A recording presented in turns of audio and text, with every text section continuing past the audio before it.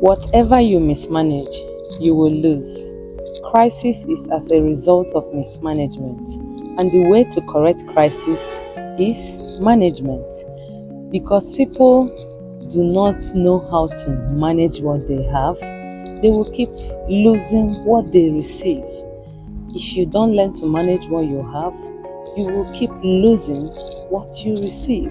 If you mismanage your family, you will lose them. If you mismanage your children, you will lose them. If you mismanage your job, you will lose it. If you mismanage your marriage, you will lose it. See, God will not give you what you pray for, but what you can manage. Do you know that? That God will not give you what you pray for, but what you can manage. This is because our God is a merciful Father. He's a loving Father. He wouldn't want to give you what will kill you. I will always use this as a scenario that you would not give a toddler a crate of egg to hold for you. You won't do that. Whatever you mismanage, you will lose. I will repeat that God will not give you what you pray for, but what you can manage. So if you want to receive what you pray for, you build capacity on managing it, because the oil will always take the shape of the vessel. How do I know that?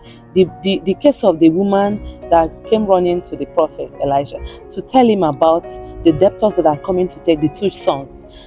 The oil in her house assumed the face of the shape of the vessel, because that was the only vessel there.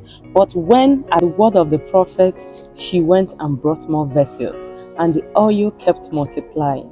The oil will always take the shape of the vessel.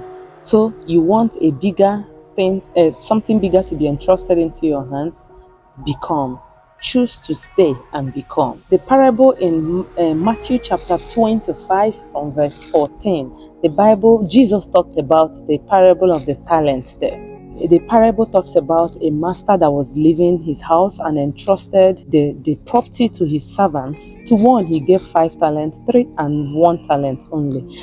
And point to be noted that he gave them those talents according to their ability. This means that God knows our ability. God knows what you can manage. He knows what I can manage. So instead of envying the person next to you, why can't you make the most of what you are given? Maybe what you have been given is what God knows you can manage. If you do so well with that, you will be making so much wave, like the person that was given millions of talents. And note, our talent is not about the waves, but about doing it according to the pattern, doing it to bless humanity. What God gave you is a gift to our world, is a gift to you. And what you do with it will become a gift to the world and glory back to your Creator. So the question is, what are you doing with what was given to you? Did you go and bury it under the ground just like the servant that was given 1 talent?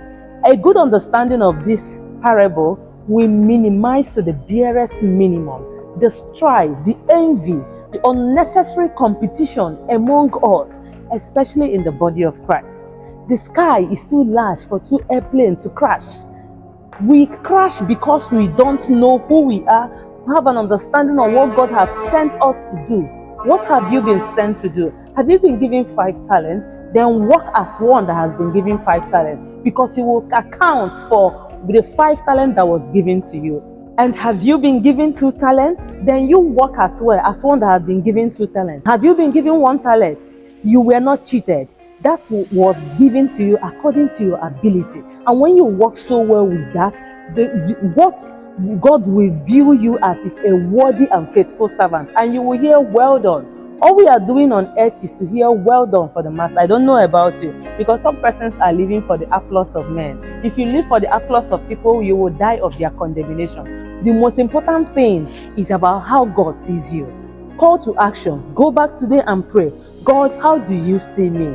Am I doing according to the pattern? Am I working my talent as one worthy, a worthy and faithful servant?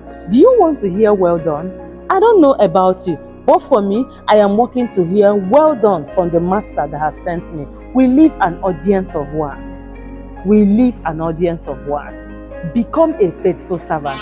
I am becoming. I don't know about you.